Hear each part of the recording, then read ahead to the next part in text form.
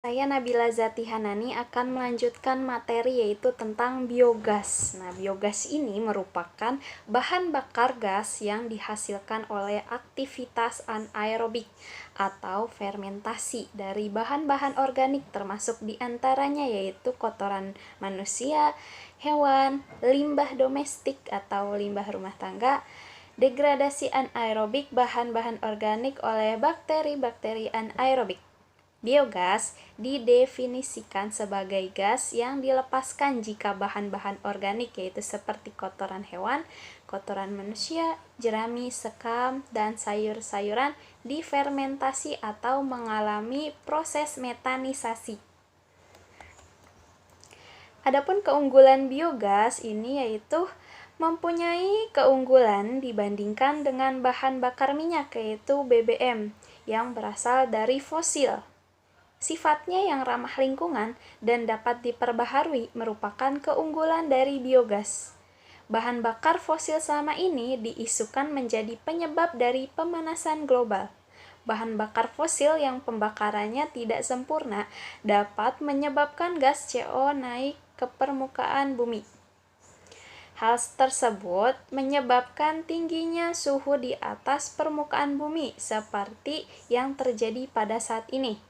Biogas sebagai salah satu energi alternatif skala rumah tangga yang ramah lingkungan dipastikan dapat menggantikan bahan bakar fosil yang keberadaannya semakin hari semakin terbatas. Karakteristik dan komposisi biogas terdiri dari campuran metana 50 hingga 75%, CO2 25% hingga 45%, serta sejumlah kecil H2N2 dan H2S.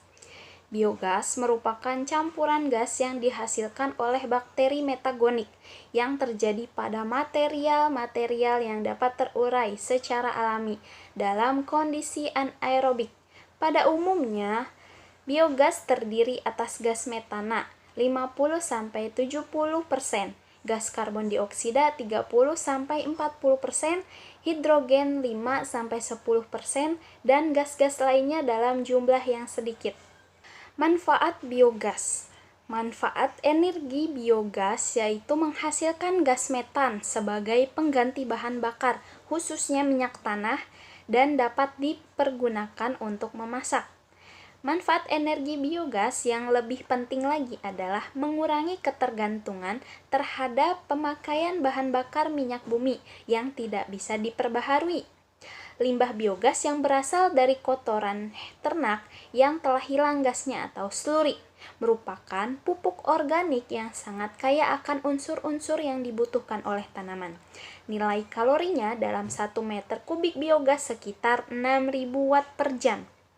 Digestifikasi anaerobik ini merupakan proses pembusukan bahan organik oleh bakteri anaerobik pada kondisi tanpa udara yang menghasilkan biogas dan pupuk cair. Adapun sumber bahan baku biogas. Nah, biogas ini merupakan gas yang mudah terbakar yang dihasilkan dari proses fermentasi bahan-bahan organik oleh bakteri-bakteri anaerobik, yaitu bakteri yang hidup dalam kondisi kedap udara. Yang pertama ada biogas limbah peternakan.